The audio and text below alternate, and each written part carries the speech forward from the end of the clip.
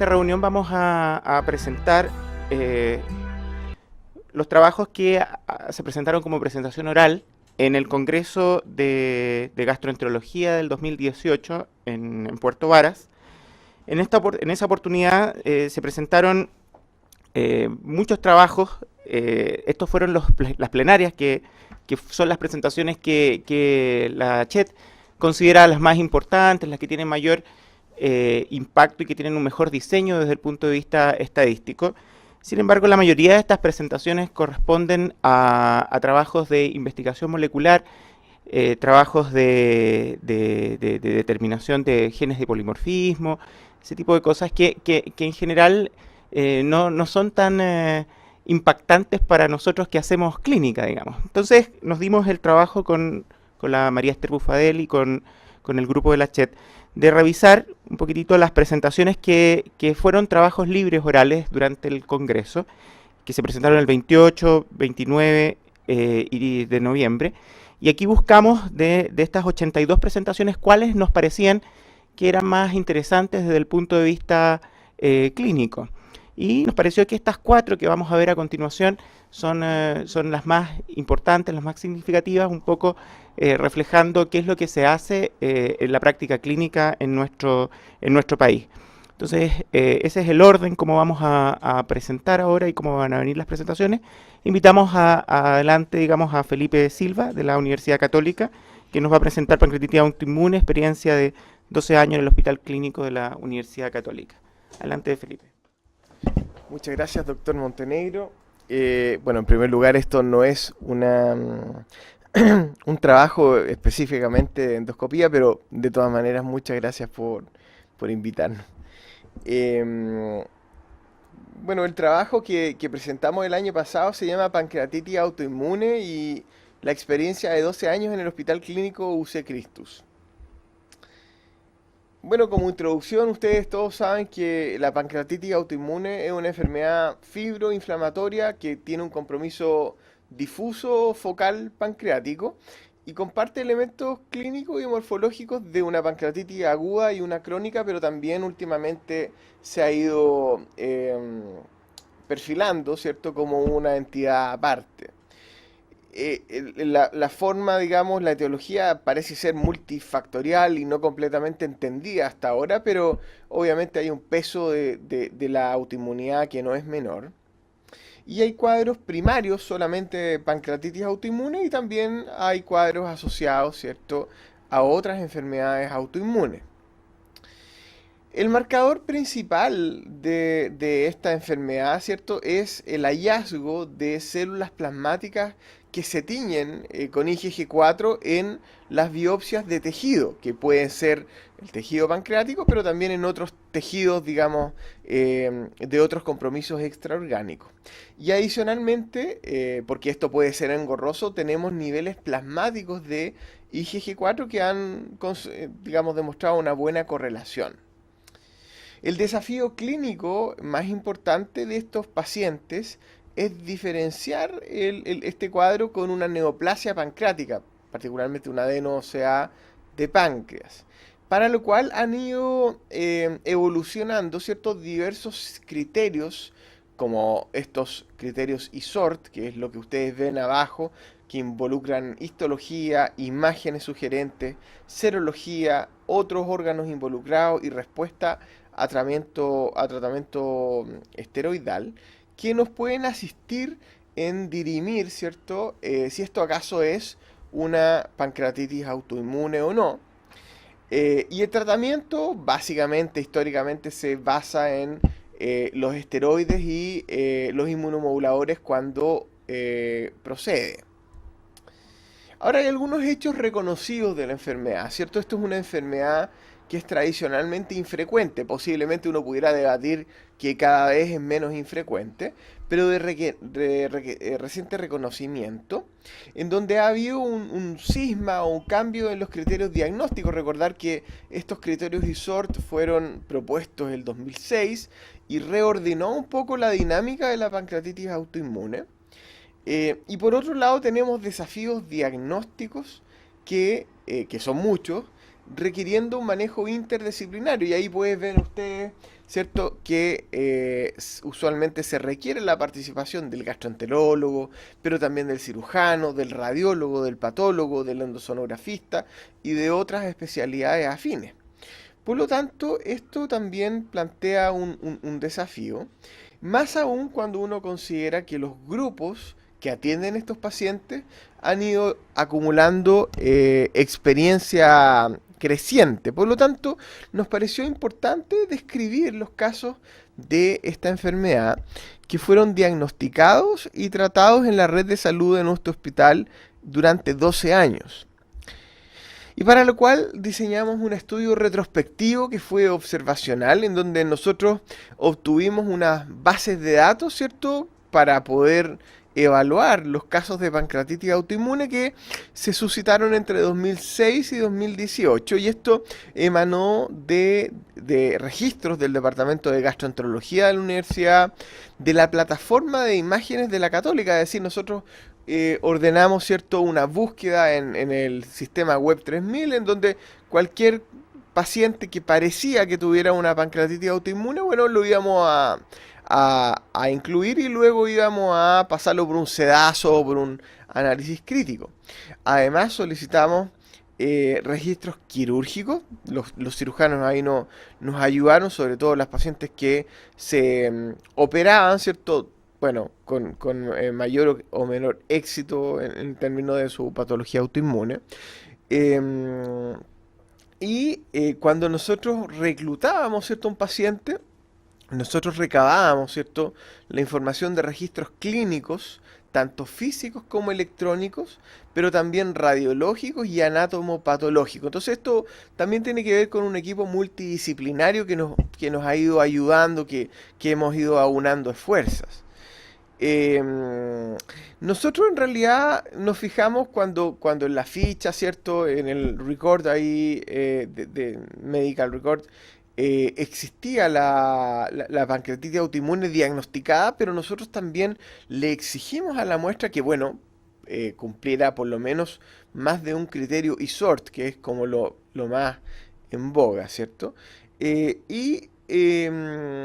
Usamos el episodio de diagnóstico, el episodio índice, pero también seguimos a los pacientes hasta el 2018, hasta noviembre del 2018, por la posibilidad de recaídas, de complicaciones, de mortalidad eventualmente. Y acá vemos un poco de resultado. En estos 12 años pudimos recabar, ¿cierto?, 66 casos en total, lo que nos da una media de 4,7 casos por año. Pensar que la incidencia reportada, por lo menos en Japón, de pancreatitis autoinmune es de en torno a 0,9 casos por 100.000 habitantes. Si uno extrapola esto al menos en una unidad, en una ciudad como Santiago, uno debería esperar unos 50 o 60, por lo tanto estaríamos capturando el 10% de los casos de la ciudad, ¿cierto? No contando los casos referidos.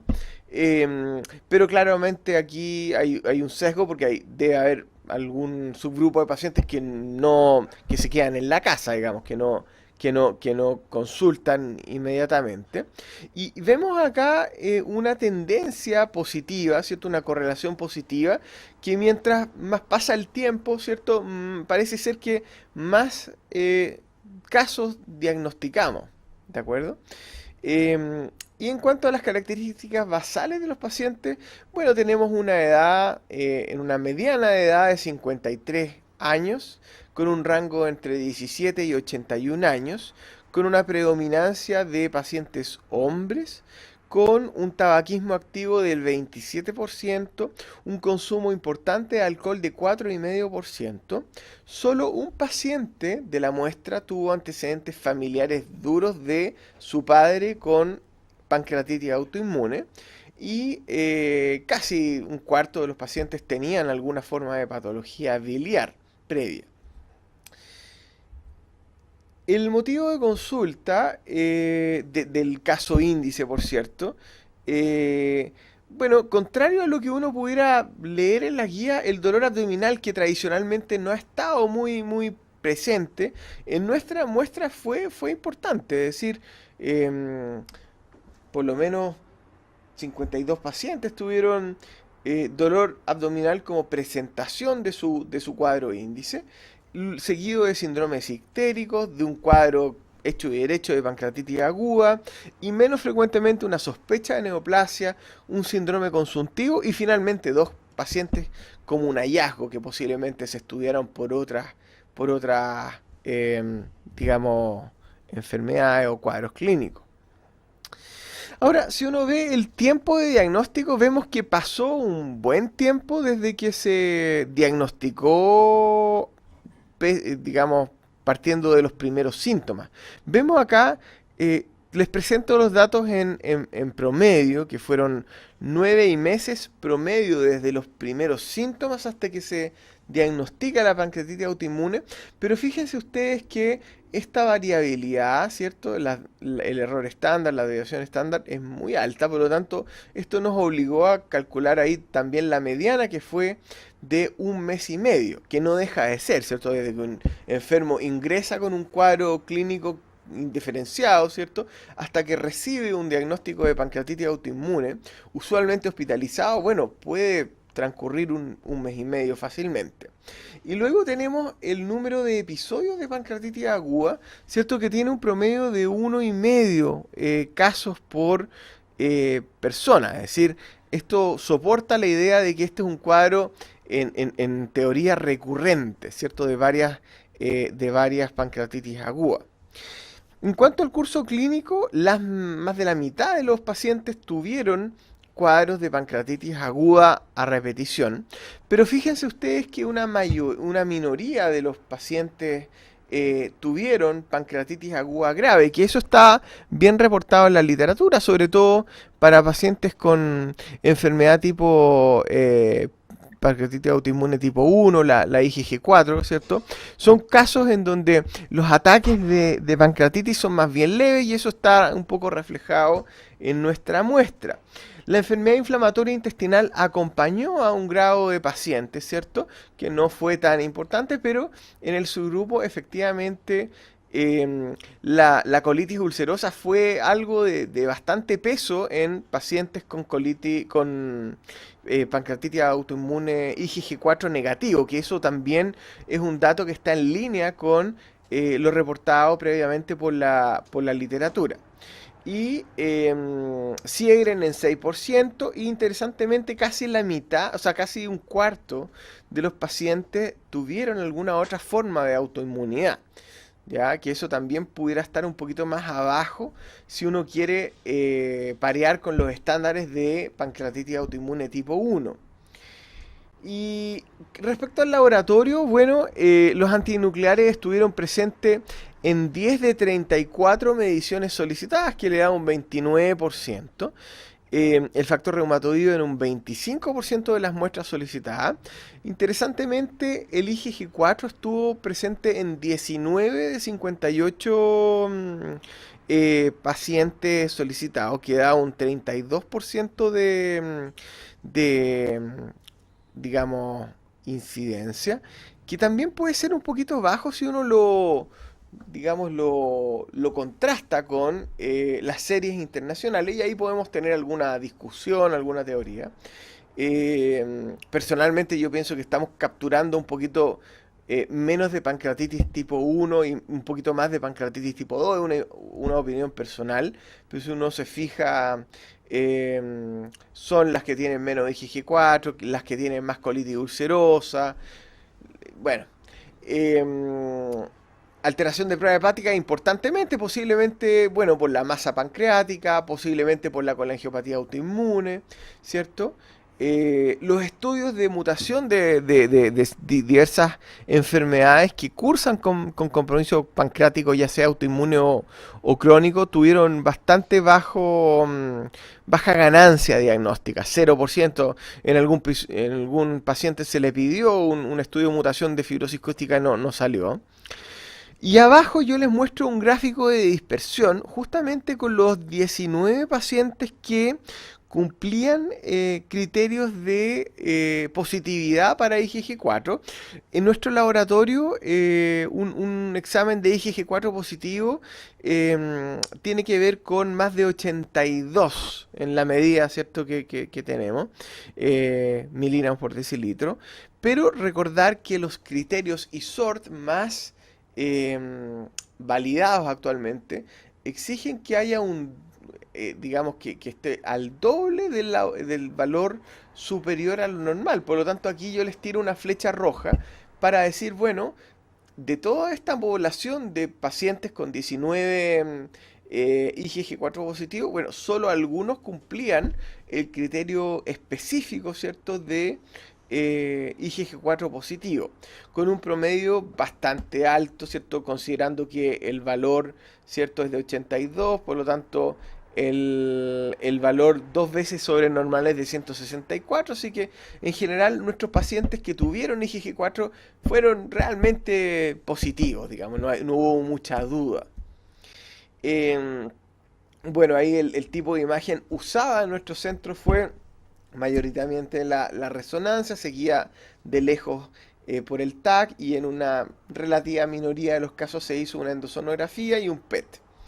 Y las alteraciones imagenológicas más importantes fue una inflamación difusa, seguida de la dilatación de la vía biliar, posiblemente en el contexto de estenosis, ¿cierto? Por abombamiento, por fenómeno de masa, pero también por una colangiopatía autoinmune. Luego, más lejos, tenemos la masa de la cabeza de páncreas, un compromiso focal, menos aún atrofia y menos aún irregularidad del conducto pancreático, aunque esto puede deberse quizá a un sesgo del examen. Y resumiendo un poquito el tipo de compromiso, para que sepan, la mayoría fue difusa, una minoría relativa fue focal y luego no pudimos obtener datos en 10% de los pacientes. ¿Qué le pasa a esto? Ah, ya. Pudimos hacer una CPRE en 8 de los 66 pacientes, particularmente indicada por las estenosis de la vía biliar, por el arrozamiento, por la colangiopatía autoinmune. Y finalmente, en una gran mayoría de estos 8 pacientes se decidió instalar una prótesis de la vía biliar, con la cual, y no muestro esta información, pero se drenó el cuadro y se fue razonablemente evolucionando en forma favorable. En cuanto a la biopsia, hubo solo 12 casos. Ahí si uno es crítico, a lo mejor le hubiese gustado un poquito más de biopsia, ¿cierto? Pensando que el diagnóstico último, ¿cierto?, es con anatomía patológica y la presencia de estas células IgG4 en el tejido, pero bueno, en estos 12 años tuvimos 12 casos de biopsia y la mayoría fue una punción de aguja fina vía endosonografía, pero también importantemente una biopsia quirúrgica. Recordar que muchos de estos pacientes se operaron por sospecha de neoplasia y luego seguido por biopsia bajo TAC, bajo radiología intervencional. Importantemente, pudimos ver que la característica histológica principal fue una pancreatitis esclerosante, seguido de un infiltrado linfoplasmocitario, que muchas veces son interdependientes, ¿ah? O sea, muchas veces ahí las guías dicen, usted debería considerar una más dos. Bueno, aquí tratamos de separar qué era lo que había. Y curiosamente el patrón estoriforme, que también sugiere fuertemente la presencia de pancreatitis tipo 1, en este caso está un poquito subrepresentado, posiblemente, y ahí hay una idea personal que tendríamos que agotar. Estamos capturando pancreatitis tipo 2, yo creo que más que de 1, eso puede ser debatible. Pero pensando básicamente en la respuesta a esteroides, que lo podemos comentar, ¿cierto? En la mayor prevalencia de enfermedad inflamatoria intestinal tipo colitis ulcerosa, la baja prevalencia de IgG4 en sangre. Y también decirles que fue especialmente difícil lograr que los informes patológicos nos contaran de la infiltración de células IgG4 en los especímenes. Y eso es un trabajo que estamos haciendo en este momento, estamos revisando nuevamente con los patólogos, ¿cierto?, todas nuestras muestras de biopsia a ver si logramos tenemos alguna ganancia, ¿cierto?, positiva, que nos muestre que efectivamente los pacientes tenían IgG4 positivo. Y en cuanto al tratamiento, bueno, los corticoides, que son como el mainstay, ¿cierto? El pilar fundamental de la terapia, se iniciaron en un 72% de los casos. Uno pudiera argumentar, ¿cierto? Bueno, ¿por qué no les iniciamos a todos? Porque las guías también dicen que si uno tiene una pancreatitis aguda, ¿cierto? Por criterios, pero está silente, no tiene dolor abdominal, no tiene manifestaciones extraintestinales, uno pudiera observarla. Entonces, ese parece el caso. Y de los pacientes que tuvieron corticoides, bueno, tuvieron un promedio de 38 semanas, pero con una mediana, porque ahí ven ustedes que la dispersión es importante, así que calculamos mediana, de 16 semanas, lo que deja ahí unos 4 meses de terapia. Y adicionalmente, ¿cierto? Para pacientes que había que hacerle tapering de corticoides, pudimos usar inmunomoduladores en un 22% de los casos, particularmente azatioprina, pero también 6-mercaptopurina y micofenolato. E interesantemente hemos tenido, ¿cierto?, un caso con rituximab, que es una paciente, ¿cierto?, que tiene un Sjögren, que tiene una pancreatitis autoinmune, me parece que por biopsia, pero IgG4 negativo, pero ha tenido 6 episodios de pancreatitis autoinmune. Entonces finalmente la estamos viendo con reumatología y finalmente se decidió darle rituximab, y con lo cual maravillosamente ella no ha vuelto a presentar episodios de pancreatitis autoinmune. Ahora, con respecto al tiempo de mejoría, que esto es un dato que también recabamos en la ficha, ¿cierto? Es un dato que también tiene sus bemoles, porque puede ser que no estemos recuperando realmente la mejoría, ¿cierto? Tenemos 6,6 meses de tiempo a mejoría, pero con una gran variabilidad nuevamente, por lo tanto sacamos la mediana y en general la mediana es de 2 semanas. Perdón, meses, dos meses de mejoría, que está un poquito en línea con lo que hay publicado. Interesantemente, casi un 20% de los pacientes que ingresaron a la muestra venían rotulados con un cuadro de neoplasia de páncreas, lo que obviamente genera presión sobre la familia, el sistema, ¿cierto?, el paciente. Y finalmente logramos, afortunadamente, reclasificar este cuadro inicial de neoplasia en una pancreatitis autoinmune, y hasta donde sabemos, no hay una, una concomitancia, ¿cierto?, entre pancreatitis autoinmune y cáncer de páncreas, que se ha descrito recientemente, pero eso no ha ocurrido. Y también, tengo un dato interesante, tenemos ahí, con todos los sesgos que ustedes imaginen, pero un 18% de recaída del cuadro, ¿cierto? Que si uno puede pensar y es crítico, a lo mejor tuvimos ahí un sesgo de seguimiento. Sin embargo, las pancreatitis autoinmunes tipo 2 se caracterizan por una muy baja tasa de recaída versus las tipo 1, por lo tanto, esto quizá apoya a que estamos capturando, ¿cierto?, más pancreatitis autoinmune tipo 2. Eso también podemos someterlo a debate. En cuanto a las cirugías realizadas, bueno, tuvimos 8 cirugías en estos 12 años, ¿cierto? Particularmente la derivación biliodigestiva y un Whipple, ¿cierto? Pero estos cuadros, si uno los analiza retrospectivamente, era porque el equipo quirúrgico pensaba que esto era una neoplasia, ¿ya?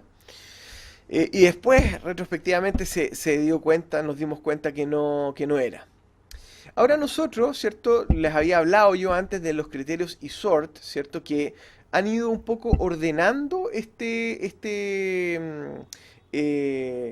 fenómeno de la pancreatitis autoinmune, ¿cierto? En donde se exige al menos un criterio ISORT. Y nosotros calculamos retrospectivamente cuántos criterios ISORT cumplió la muestra de 12 años, y nos encontramos que tenía un promedio de 2,5 criterios, más o menos 0,84, ¿cierto? Y le aplicamos test de distribución normal, y interesantemente es una distribución normal. O sea, claro, la lectura que uno puede dar aquí es que pueden haber pacientes, digamos, que uno piensa que es pancreatitis autoinmune, que la trata como tal, que mejora, pero que a lo mejor tiene solo un criterio, y hay otros que tienen un cuadro completamente florido. Pero creemos que con 2,5 criterios, bueno, es muy razonable. Así que terminando, ¿cierto? Las conclusiones tienen que ver con que la pancreatitis autoinmune es una enfermedad heterogénea, con esto que hemos presentado queda bastante de manifiesto, y diagnosticada cada vez más frecuente en nuestro centro y posiblemente en nuestro país. Y si bien hay algunas diferencias, como lo hemos comentado, ¿cierto? Que a lo mejor estamos capturando más tipo 2, eso es debate. Pero las características clínicas, radiológicas, una positiva respuesta a corticoides son mayormente similares a lo reportado. Y eso es importante porque hasta ahora no habían datos latinoamericanos. Entonces esto es importante, ¿cierto? Incorporar cuál es nuestra algoritmo o cómo vamos a ver, imaginarnos, ¿cierto? Esta enfermedad. Y por otro lado, conociendo un perfil de la enfermedad, ¿cierto? A cabalidad, va a ser posible evitar cirugía innecesaria. Aquí hubo 8 cirugías que es posible que se hayan podido evitar, ¿cierto? Si hubiésemos tenido ahí todos los elementos, todo el equipo multidisciplinario. Así que es todo. Vamos a dejar las preguntas al final e invitamos ahora a Alberto. Muy buenos días. Muchas gracias, doctor Montenegro, por su invitación. Bueno, ¿se escucha bien? Ya. Bueno, el tema que les voy a presentar a continuación es nuestra experiencia preliminar con el drenaje de colecciones pancreáticas, esto guiado principalmente mediante endosonografía y un poco utilizando ambos tipos de prótesis, plástica y metálica. Bueno, en los últimos años ha habido cambios significativos en el manejo de las pancreatitis en general y uno probablemente sobre todo las complicaciones, y uno de los principales avances ha sido el drenaje vía endosonografía, la verdad generando muy buenos resultados, reduciendo morbimortalidad, y así que en este contexto nos parece importante hablar de esto. Ahí sí. Las colecciones pancreáticas en general se asocian a pancreatitis agudas graves mayoritariamente.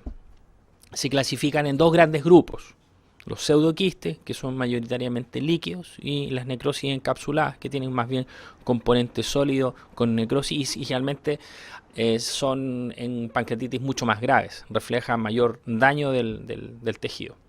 El abordaje endoscópico se asocia, como decía, a menor morbimortalidad en comparación con el abordaje quirúrgico. Actualmente se disponen de 2 tipos de stent plásticos, que son los clásicamente llamados doble pigtail, y también están los stents metálicos, que en el último tiempo están los LAMS, del Lumen Apposite Metal Stents, que son verdaderos yo-yo, que los vamos a ver. Y obviamente en caso de drenaje dificultoso por presencia de contenido sólido, se puede además realizar un desbridamiento, o sea, uno puede ir limpiando con distintos materiales a través de estos stents. ¿De acuerdo? Bueno, estos son dos imágenes de pacientes de nuestra serie. La primera, ahí sí se ve. La primera ustedes pueden ver, esto es una resonancia que muestra un pseudoquiste, que el contenido es mayoritariamente líquido, ¿de acuerdo? Bien delimitado, muy redondeado. En contraste, ustedes pueden ver aquí un escáner que muestra ya una colección de bordes menos definidos. Está encapsulado obviamente, pero ustedes pueden ver que el componente tiene componente sólido. O sea, este es una necrosis encapsulada, y que de la sigla en inglés conocido como WON. Ahí están, ¿no es cierto?, nuestros 2 tipos de stent, el plástico doble pigtail. Si ustedes se dan cuenta, es bien lógico. El doble pigtail o estos stents son pequeñitos, son de 7 French o de 10 French. Por lo tanto, ¿qué permite pasar por ahí? Líquido, no sólido. Entonces, se utilizan mayoritariamente en pseudoquistes. En cambio, que todo este desarrollo de stents metálicos de mayor diámetro, estamos hablando de diámetros de 15, incluso hasta 20 hay descrito milímetros, permiten obviamente pasar un endoscopio y poder limpiar, hacer desbridamiento de necrosis. Este es un ejemplo por ejemplo, de un clásico pseudoquiste, el cual anduvo muy bien con un doble pigtail. Y aquí estamos mostrando un poco el caso, ¿no es cierto?, de la utilización de LAMS, de stent metálico, esto en el contexto de necrosis encapsulada. Y ahí ustedes pueden ver cómo se ve el estómago con el stent, que es una verdadera ventana que nos permite meternos e ir limpiando en distintas sesiones la cavidad. Lo cual esto se puede hacer incluso en la misma UCI sin tener que movilizar al paciente a un pabellón. Objetivo y método. Principalmente describir la experiencia, ¿no es cierto?, en nuestro centro con el uso de estos stent. Es un estudio observacional, retrospectivo, en un periodo acotado del 2016 al 2018. Esto principalmente utilizamos la recolección de las fichas clínicas y también todo lo que son los registros que vamos en forma ordenada juntando en endoscopía de cada uno de estos casos. Y quisimos revisar obviamente cuáles fueron nuestros resultados y también algo que nos interesaba mucho. Siempre se habla de los eventos adversos de este tipo de procedimientos y nos quisimos comparar respecto a qué es lo que está escrito en la literatura a esto.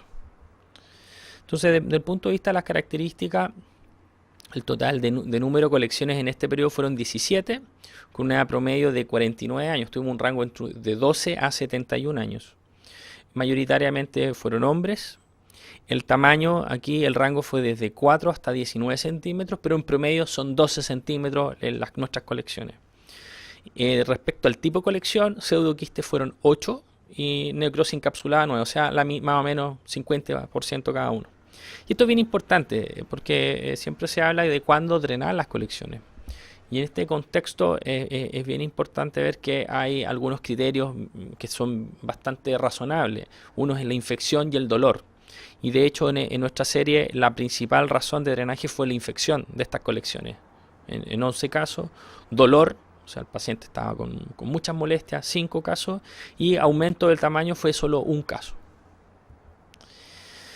Del punto de vista, si empezamos a comparar pseudoquistes versus necrosis encapsulada, es bien importante porque el pseudoquiste es más simple y la necrosis encapsulada es mucho más compleja.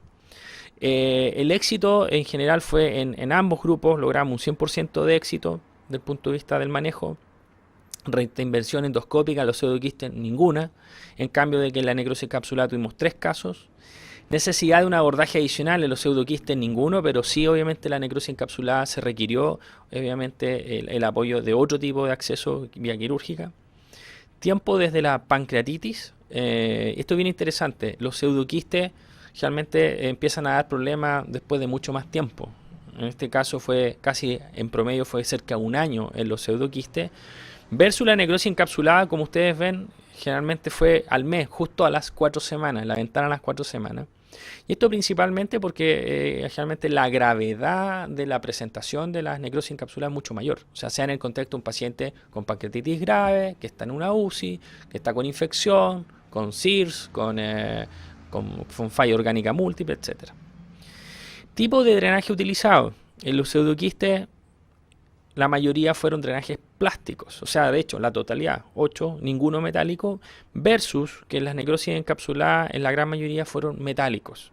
Ahora, también se puede utilizar plástico y eso es lo clásico, de hecho, y obviamente es mucho más trabajoso porque hay que estar sacando los stent, estar dilatando, etcétera. La comodidad del stent metálico en realidad facilita mucho el acceso para que uno pueda estar incluso dando 1 o 2 veces a la semana a un paciente. O sea, lo hace más fácil. O sea, yo creo que es la gran ventaja de los stents metálicos. Tiempo del drenaje in situ, en general de los pseudoquistes, el promedio fueron 3 meses, pero tenemos pacientes que fácilmente lograron el año. Eso es bien interesante porque hay varias referencias que hablan de que probablemente a lo mejor no hay que apurarse tanto con el retiro de los drenajes, sobre todo con los plásticos, porque muchas veces está el riesgo de que se vuelvan a reproducir los pseudoquistes. De hecho, nos ha pasado. Y en ese contexto, cada día somos más amigos a dejarlos por mucho más tiempo.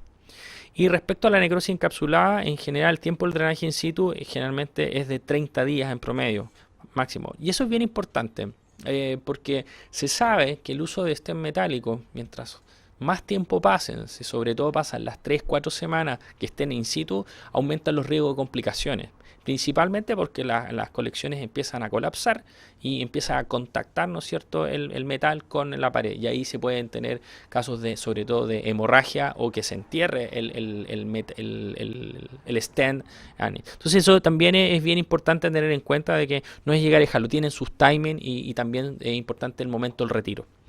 Y del punto de vista de en qué casos se realizó desbridamiento en general, en los pseudoquistes ninguno, que es como lógico porque, o sea, significa que estaban bien clasificados los casos, y en las necrosis encapsuladas, en 3 casos fue necesario. De hecho, no en todo es necesario, porque muchas veces, como el stent es amplio, a veces se puede vaciar, ¿no es cierto? Se puede botar la necrosis en forma espontánea, pero en general sí es necesario. Eventos adversos, en general. Tuvimos en los grupos donde utilizamos un plástico, oclusión e infección un caso y migración en un caso, sin perforación, sin hemorragia. Y en los metálicos tuvimos un caso de oclusión y un caso de hemorragia. Ahora, ninguno de estos tuvo mayor repercusión, fueron todos manejados con medidas más bien endoscópicas, clínicas, ninguno requirió una cirugía producto de esto. Y si comparamos, ¿no es cierto?, las tasas de complicaciones en general, esta es con respecto a la literatura, nuestro grupo en total, siendo bien ordenado, dijimos, bueno, tenemos más o menos un 22% de eventos adversos versus un 15%, es muy parecido, se habla de 15, 20, y depende mucho también del el tipo de colección, pero en general es importante tener en cuenta esto al momento de ofrecer esta terapia a nuestros pacientes, que podemos tener oclusión, migración, perforación, hemorragia. Ahora, lo bueno sí que, como les comentaba, ninguno se asoció a un evento mayor, estamos hablando de mortalidad. En conclusión, el drenaje endoscópico de las colecciones pancreáticas es un procedimiento efectivo y seguro. Tanto el uso de prótesis plásticas como metálicas son útiles en drenaje de colecciones pancreáticas, eso está bien demostrado. La frecuencia de efectos, ¿no es cierto?, de eventos adversos es similar a las series internacionales, bastante parecida. No tuvimos eventos adversos graves que hayan condicionado un desenlace desfavorable. Es más, de hecho, pensamos que, sobre todo, donde hemos visto los pacientes que tienen pseudoquistes, lo que más agradecen los pacientes es que el dolor se alivió. Pacientes que habían estado incluso con analgésicos, dando vueltas, esperando muchos meses, el drenaje les cambió significativamente la evolución.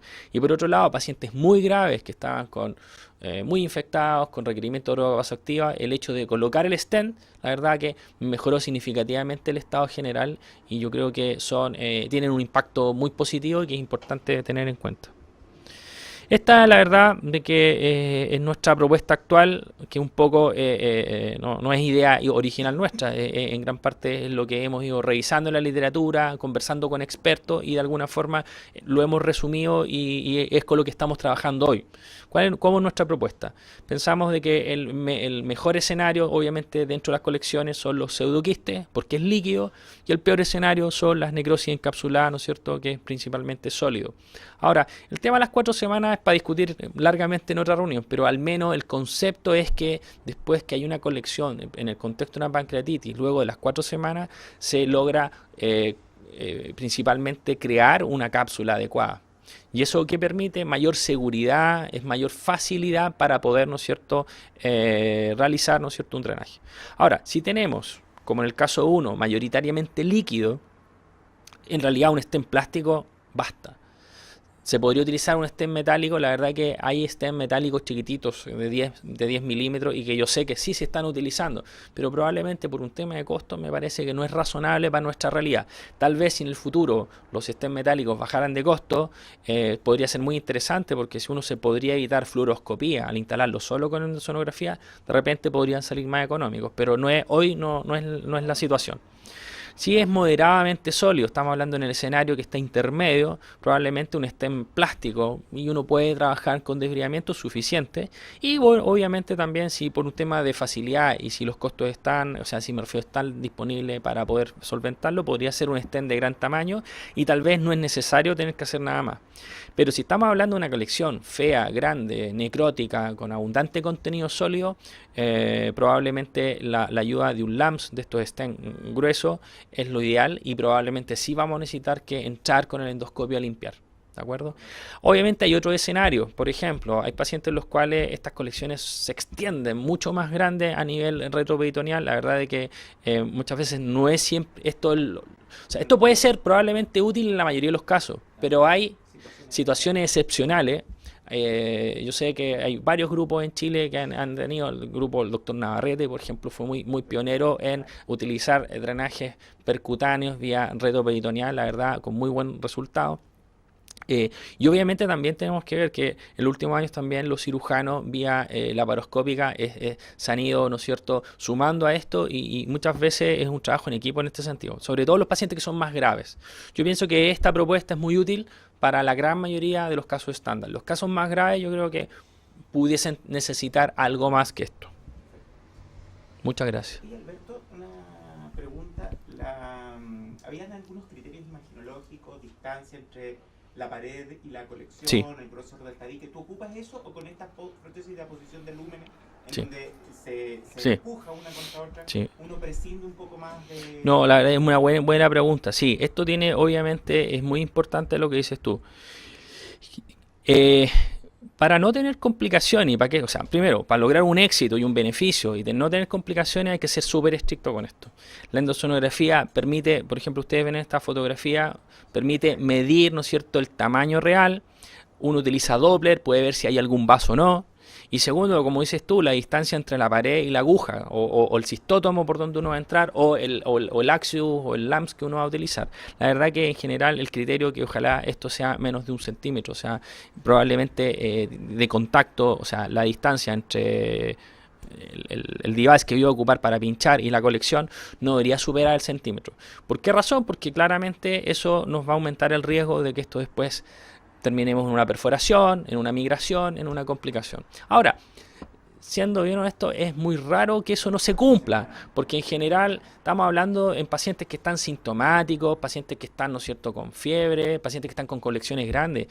Son colecciones que abomban el estómago, que lo deforman. En general, esos criterios generalmente se cumplen bien. Ahora, y eso es bien importante, no todas las colecciones necesitan esto. Ahí hay un buen porcentaje, de hecho, un gran porcentaje de los pseudoquistes pueden ser grandes, pero están, si el paciente no tiene dolor, no tiene infección, no le molesta, aguantar, esperar. Hay algunas colecciones, como dicen, versus las necrosis encapsuladas, lamentablemente, es como un poquito inverso, generalmente no andan solas. Hay un porcentaje que sí andan, pero generalmente es más larvado.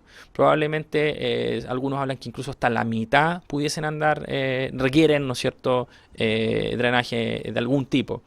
Entonces yo creo que es caso a caso y yo creo que, como dices tú, hay que ser bastante criterioso con todos estos estándares para tener buenos números. Porque si no, vamos a querer estar drenando de más y vamos a tener malos resultados y no es la idea. Gracias, Alberto. Gracias. Invitamos ahora a la doctora Constanza Díaz. Hola, buenos días. Hoy les voy a presentar el trabajo terlipresina en infusión continua para el manejo de hemorragia digestiva varicial esofágica en pacientes cirróticos. Bueno, ya se sabe que el uso de terlipresina asociado a terapia endoscópica es reportado como efectivo en el manejo de la hemorragia digestiva varicial esofágica. La terlipresina en todos los trabajos que se han presentado habitualmente se administra en bolos por un tramo de 5 días y de esta forma ha reportado tasas de resangrado a los 5 días que van entre el 3,5 y el 12% y de mortalidad entre 13,7 a 16% a las 6 semanas. El objetivo de nuestro trabajo fue determinar la tasa de resangrado a los 5 días y la mortalidad a 6 semanas en pacientes con hemorragia digestiva varicial esofágica y uso de terlipresina en infusión continua. En el Hospital Clínico de la Universidad de Chile, la terlipresina ya desde hace aproximadamente 5 años se usa en infusión continua en las unidades de paciente crítico. Y dado que nosotros teníamos este nicho presente, decidimos hacer este estudio retrospectivo observacional que se realizó desde enero del 2013 hasta diciembre del 2017. tomamos los reportes de pacientes que usaron terlipresina durante esos 5 años. Luego hicimos la separación entre los pacientes que lo usaban por hemorragia varicial versus otras causas como shock hipovolémico o síndrome hepatorenal.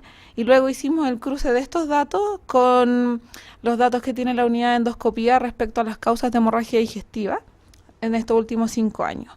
Y con este cruce resultamos 117 eventos de hemorragia digestiva varicial, de los cuales 90, o sea el 77%, eran de hemorragia digestiva varicial esofágica. Para términos del análisis, sacamos los pacientes que tenían hemorragia por varices gástricas o esófago-gástricas y nos quedamos exclusivamente con la hemorragia varicial esofágica. Importante señalar que todos los pacientes recibieron terapia endoscópica antes de las 24 horas desde el inicio del sangrado y todos los pacientes recibieron profilaxis antibiótica con ceftriaxona.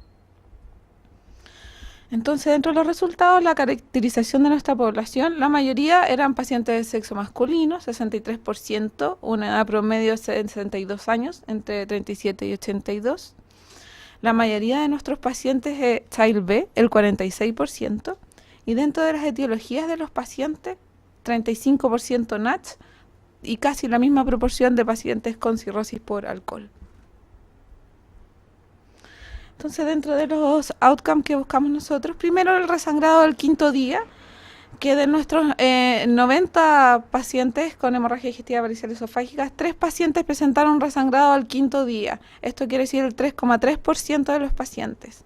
Importante señalar que estos 3 pacientes todos Child C, mayor a 13 puntos, con MEL 25, 26 y 30 respectivamente, y estos 3 pacientes tuvieron todos el 100% de mortalidad a las 6 semanas. Cuando fuimos a ver nuestro segundo objetivo, la mortalidad a 6 semanas, 14 de 90 pacientes, eso quiere decir el 15,5% de esta serie.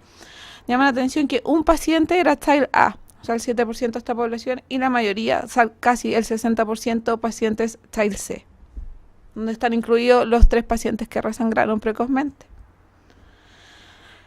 Dentro de otros datos que pudimos obtener, el día de uso promedio de terlipresina fue 4,24 días, que va entre 1 a 6 días. Los otros trabajos todos han reportado uso de terlipresina entre 5 días o 72 horas. Dosis total promedio 18 miligramos entre 1 y 36 miligramos.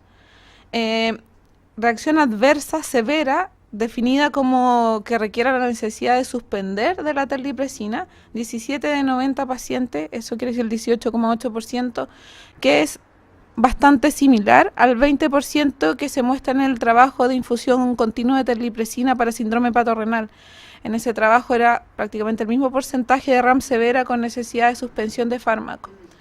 Y para nosotros la reacción adversa más frecuentemente reportada fue la hipertensión arterial con un 30%, en cual solamente 2 casos hubo que suspender la terlipresina, el resto se solucionó ajustando dosis. ¿Ya? Y el segundo RAM más frecuente fue la hiponatremia. Nuestras conclusiones fue que el uso de terlipresina en infusión continua se asocia a un resangrado a 5 días y a una sobrevida a 6 semanas similar a lo reportado en las mejores series para bolo, pero sí se requieren estudios aleatorizados comparativos para establecer finalmente cuál sea la mejor estrategia. Connie, una pregunta ahí, la gran ventaja o cuál sería la ventaja de la administración en bolo versus infusión continua. Uno debería esperar menos tasas de suspensión por efectos adversos. ¿Qué es lo que se ha visto allá en el hospital? Ya, con las diferencias, bueno, nosotros no tenemos un grupo control en bolo porque, como expliqué al principio, todos los pacientes reciben infusión continua. Ahora, cuando uno hace la comparación con los trabajos que hay, o tratando de hacer un símil con el trabajo que existe de síndrome hepatorenal, donde ahí están los 2 grupos controlados de infusión continua versus bolo, ellos demuestran que tienen resultados similares, con menos dosis de tratamiento y con menos efectos adversos. Para ese trabajo, si uno hace el símil, la suspensión de terlipresina por RAM era cercana al 42%. en bolo, en infusión continua 20, o sea, cercano a esto. No hay datos de cuánto qué porcentaje se suspende la terlipresina en bolo, pero uno podría pensar que es similar, dado que además las dosis también son similares. También nosotros usamos menos dosis porque usamos 18 miligramos de dosis promedio, y para los trabajos que están hechos en bolo van dosis que van entre 22 y 26. Entonces también, si bien no tenemos comparativo, si uno fuera estricto con las guías, también usamos menos dosis. Y este trabajo a nosotros nos da los resultados, los mejores resultados de los trabajos en bolo, o sea, mortalidad, o sea, resangrado 3,5%, es lo mismo que se reproduce en infusión continua. Si uno ve otros trabajos, esto va hasta casi el 12%. Entonces podríamos decir que en este trabajo nos acercamos a los mejores resultados que se han visto en bolo. Y por último, vamos a invitar a Juan Carlos Orozco. Muy buenos días, Cristian, gracias por la invitación. Bueno, igual estamos muy orgullosos, ya que para que sepan que también en zona periférica, rural y en provincias estamos haciendo también trabajos, obviamente para la Sociedad de Gastroenterología. Y este trabajo se da sobre la sedación con propofol para procedimientos endoscópicos administrada por una enfermera. Y esta fue una experiencia que hicimos en un hospital de mediana complejidad. Para ponerles en contexto, quiero contarles que Rengo queda a 120 kilómetros desde aquí de Santiago. Aquí está, y para que a los que les gusta la buena comida y el buen vino y tengan un poco la referencia, ahí está Juan y Medio y los vinos Misiones de Rengo. Bueno, Rengo es un hospital de mediana complejidad que está en la mitad entre los hospitales el Hospital Regional Rancagua y el Hospital de San Fernando. Bueno, nosotros lo que hicimos, a mi devolución de la beca de gastroenterología, pues estoy ahí 44 horas desde el 2016, con todo esto de la Sociedad de Gastroenterología, de buscar la mejor atención y calidad para los pacientes, sobre todo para la detección de cánceres precoces y lesiones preneoplásicas, y para dar mejor calidad de atención al paciente. Bueno, nosotros decidimos en conjunto con un grupo de anestesistas hacer pacientes que estaban programados para endoscopía y colonoscopía, se reclutaron desde el julio del 2017 a julio del 2018, en el cual decidimos incluir a pacientes de más de 18 años que tenían un score de ASA de 1 a 3. Eso era nuestro grupo de pacientes, en los cuales todos tenían un consentimiento informado. Nosotros decidimos excluir a los pacientes para tener bien controlado estos casos. Decidimos sacar pacientes que sean embarazadas, que hayan tenido infartos recientes de al menos últimos 3 meses, que hayan tenido cardiopatías diagnosticadas, EPOC severo, asma, tengan IMC más de 35, complicaciones anestésicas previas, o que ellos describan que tienen alergia a la soya, al huevo o alguna alergia alimentaria. Dentro de estos reclutamos 204 pacientes a cuales registramos todos sus datos demográficos, sus signos vitales, ¿de acuerdo? Y en los cuales íbamos a partir sedación. Y esta sedación, si bien era guiada por el médico endoscopista, era administrada por una enfermera con formación previa. En este caso tuve la suerte de contar con una enfermera que tenía experiencia previa como técnica en anestesia. Obviamente también tuve que hacer un curso de TIVA vía e-learning de Propofol en España, y también tenía el reconocimiento por nuestro colega anestesista. De estos pacientes se decidió, conjunto con anestesia, formar un protocolo en el cual se iba a administrar Propofol a dosis de 0.5 miligramos por kilo de peso, y posteriormente, según escala de Ramsay, íbamos a administrar bolos de 20 a 30 miligramos. Todos los pacientes se controlaban los signos vitales previo al procedimiento, durante el procedimiento cada 5 a 10 minutos y al final del procedimiento. Y después de todos estos datos se hicieron análisis de varianza ANOVA. Como pueden ver aquí, de los 204 pacientes, 61% eran mujeres, 31% hombres, la edad promedio de 51 años, entre 18 y 81 años. Las endoscopías fueron 95%, un 5% de colonoscopías. Esto le va a gustar al doctor Ursúa. Dentro del grupo tuvimos 10% de cirróticos, ¿ya? Dentro del grupo ASA 1 teníamos 27%, ASA 2 52% y ASA 3 21%.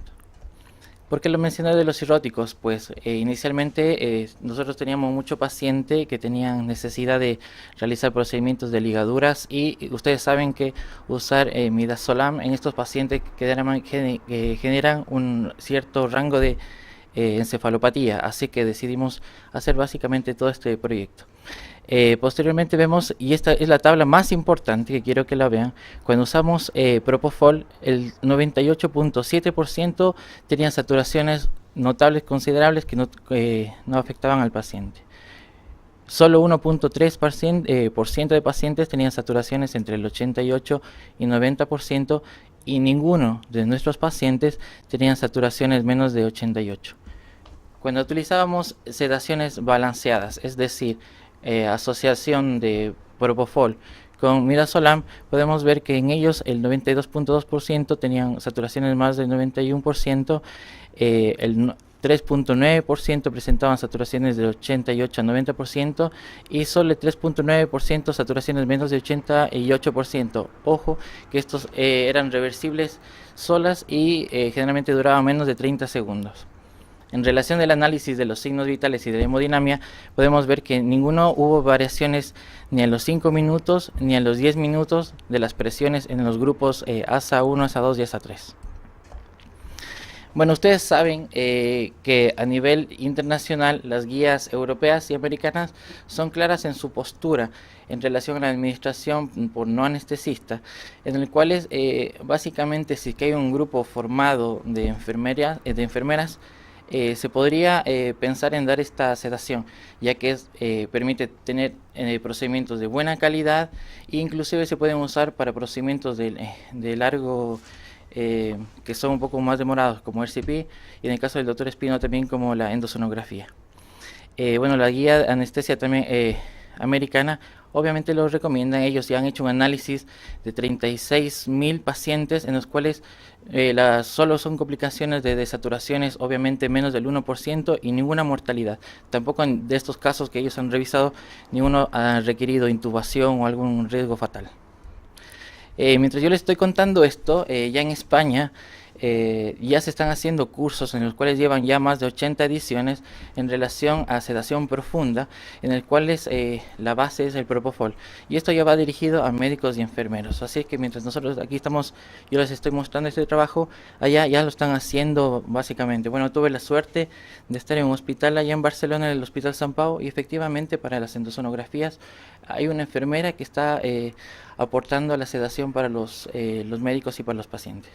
Obviamente todo esto son con grupos ya formados tanto por médicos gastroenterólogos, endoscopistas y también apoyado por los anestesistas. Bueno, así que como conclusión, la administración de Propofol en procedimientos endoscópicos a cargo de una enfermera previamente capacitada muestra ser segura, siendo de experiencia considerar, ojo, en hospitales que presentan déficit de especialistas en anestesia, ya que de ahí radica nuestro trabajo.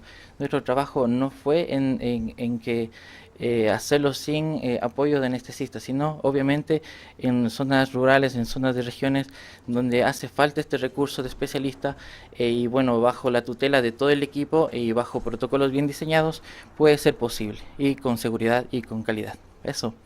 Gracias. Felicitar al doctor porque su trabajo es muy bueno, o sea, realmente es todo un ejemplo porque es algo que siempre se ha discutido.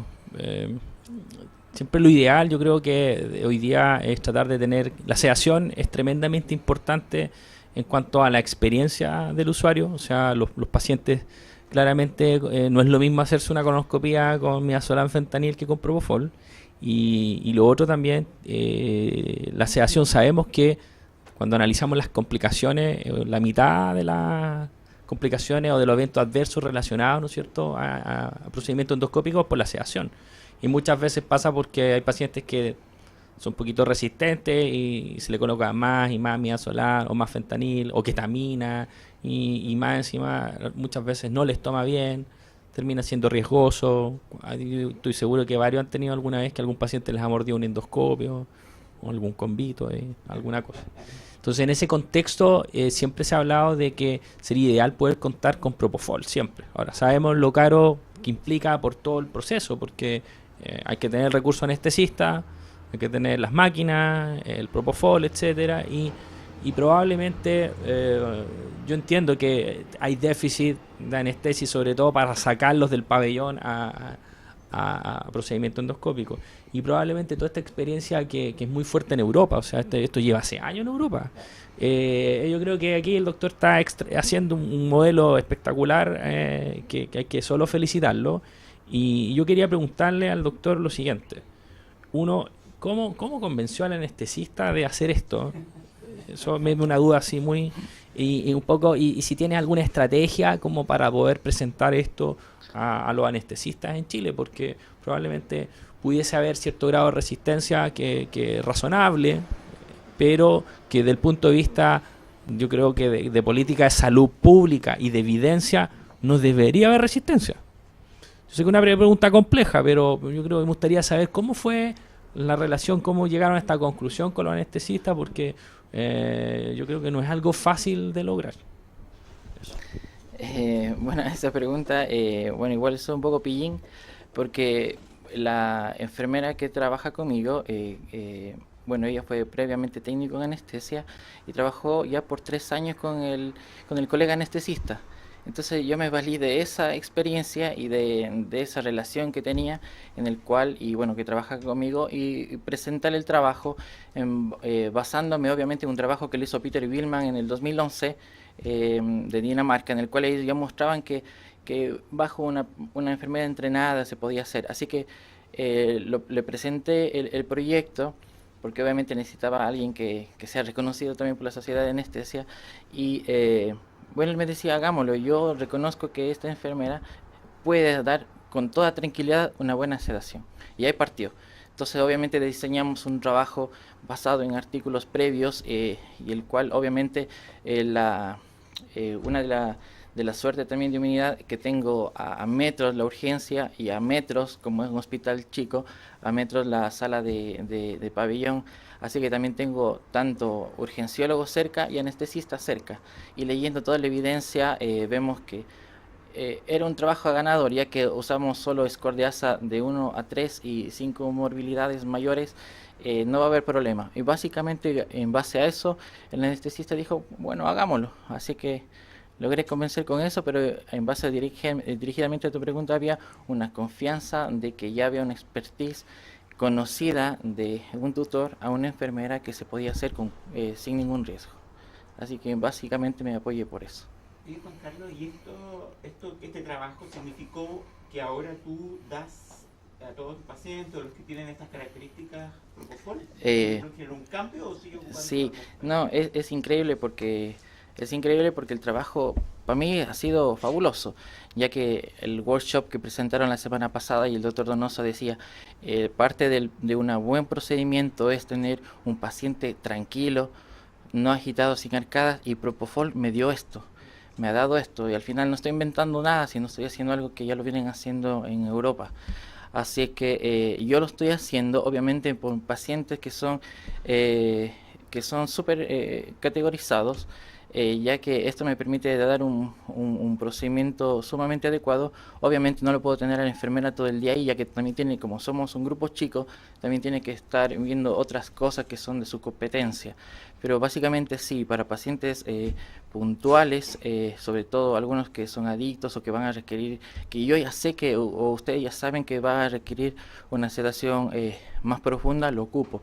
Y inicialmente lo que partí contando, bueno, lo que me llevó a hacer el trabajo fue por los pacientes cirróticos, ya que teníamos que hacerles ligadura, y ustedes saben que usar propofol generalmente se relaja más, el paciente tiene una recuperación increíble. Dentro del trabajo, lamentablemente no puse algo que me faltó hacer dentro del trabajo, es la satisfacción usuaria, pero es notable, o sea, es notable cómo se recuperan. Así que sí, lo estoy haciendo a un grupo seleccionado de pacientes, y para las colonoscopías al inicio mostré que era un grupo de 5%, porque inicialmente nosotros teníamos que sacar la lista de espera de todos estos pacientes endoscópicos, pero para las colonoscopías es fabuloso, o sea, lo hago sí, y es fabuloso. Felicitaciones por tu presentación. Gracias. Doctor, ¿me paso una pregunta? Sí, perdón.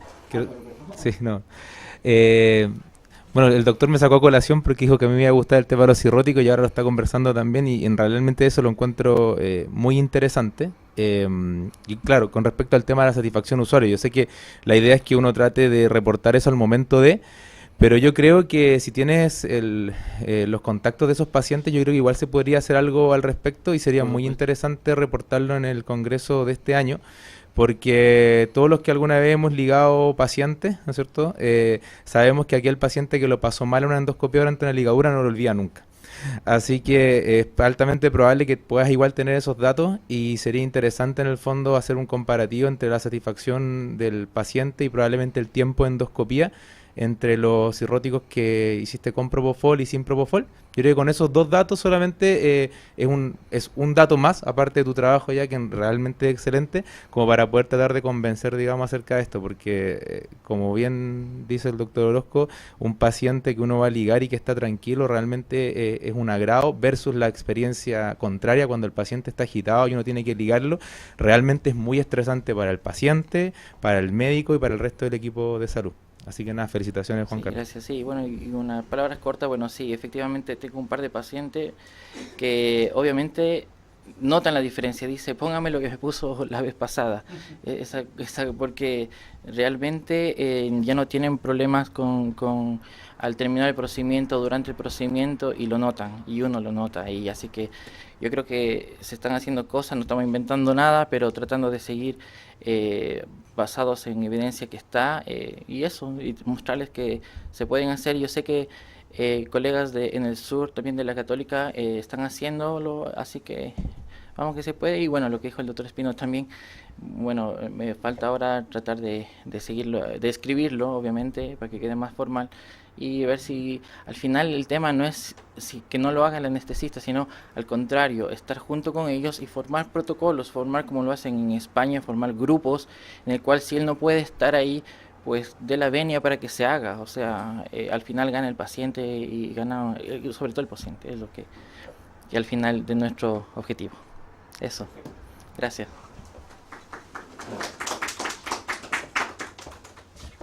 Agradecer solamente a los presentadores y despedirnos para el próximo mes que nos corresponde, digamos, la reunión de la CHET. Muchas gracias a todos.